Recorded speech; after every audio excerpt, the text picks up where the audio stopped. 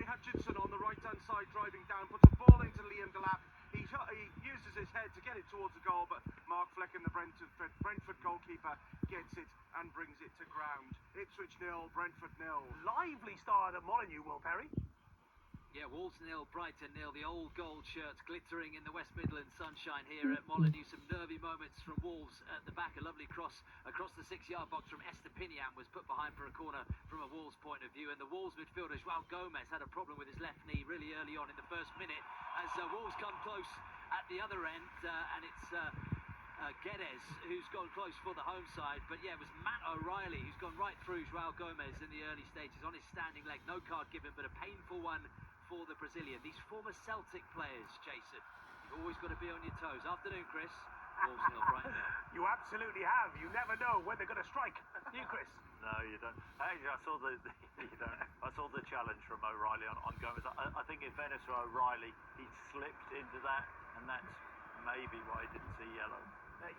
Right, okay, just whilst we're keeping an eye on something that happened in the Premier League, I just want to go around the panel and just have a chat about VAR in the EFL playoffs, because there was a big talking point at the Bristol City Sheffield United game in midweek with a red card, and then also Charlie Kelvin, I saw this goal earlier, was clearly offside, but the talking point here, Stephen, is VAR not being used in the semi-finals, but being used in the final at Wembley. Now, if you're Dave Challinor in Stockport County and you miss out, you'd be furious, wouldn't you? You would, but I think there's an element of if you're not going to use it in the semi-finals, don't use it in the final.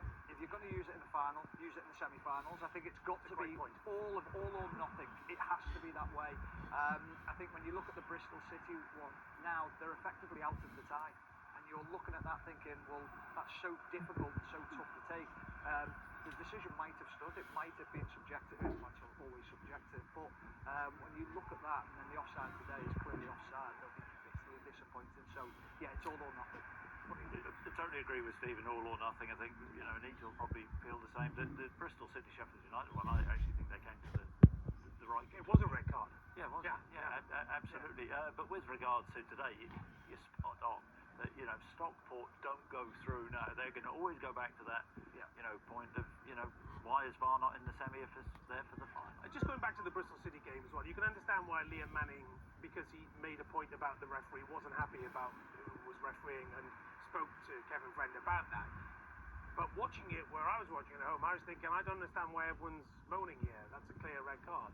So, however, you can understand why Stephen and Chris are saying, well, if you're going to use VAR, use it or don't at all in the playoffs. It's about consistency, fairness and integrity of the competition, right? So if you want to maintain those three things, then you've got to do the same all the way through the competition.